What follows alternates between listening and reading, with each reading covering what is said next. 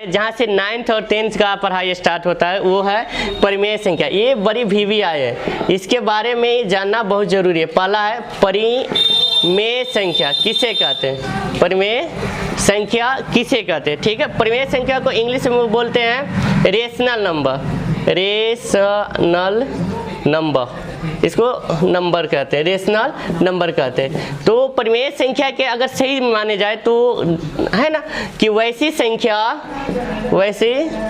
संख्या जिसको हम P/Q के रूप में लिख सकते हैं, जिसको हम P/Q के रूप में लिख सकते हैं। तो यहाँ पे P और Q क्या हो गया, P और Q के मतलब हो गया कि जहाँ P और Q पूर्णांक है, पूर्णांक मतलब कोई अंक है, और दूसरा शर्त ये है कि Q हो ना 0 के बराबर नहीं है, Q क्या हो 0 के बराबर नहीं है। जैसे बहुत सारे आदमी सोच लेते हैं कि परिमेय संख्या का मतलब हो गया बटा वाला, लेकिन ठीक है ऐसा भी होता है कि अगर परिमेय संख्या का मतलब हो गया बटा वाला, लेकिन सिर्फ बटे नहीं होता।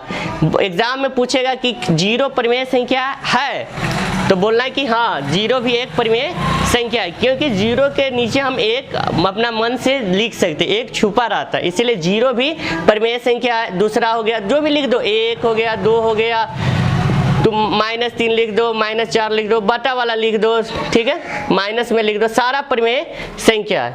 इसी का एक दूसरा भाई समझ लो होता है अपरिमेय संख्या। क्या होता है अपरिमेय संख्या, ये दोनों समझो आपस में भाई है। अपरिमेय संख्या का मतलब होता है irrational number, irrational number. Irrational number का मतलब हो गया कि वैसी संख्या जिसको हम P/Q के रूप में नहीं लिख सकते हैं, वैसी संख्या जिसको हम P/Q के रूप में नहीं लिख सकते, रूप में नहीं लिख सकते हैं, ठीक है। जैसे मान लो इसमें क्या होता है रूट में रहता है, √2 हो गया, √3 हो गया।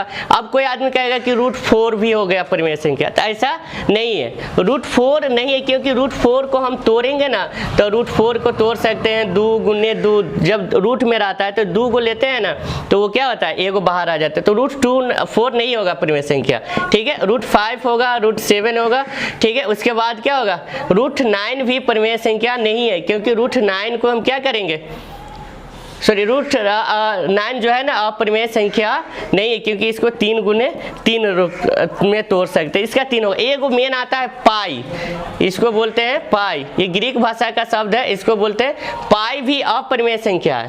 पाई क्या है, अपरिमेय संख्या है। लेकिन अगर पाई का मान होता है 22/7, पाई का मान कितना होता है 22/7, तो ये 22/7 है ना परिमेय संख्या है। ध्यान रखना, यहीं पे एग्जाम में पूछता है एग्जामिनर कि क्या पाई कौन सी संख्या है, तो पाई हो गया अपरिमेय संख्या और 22/7 हो गया परिमेय संख्या।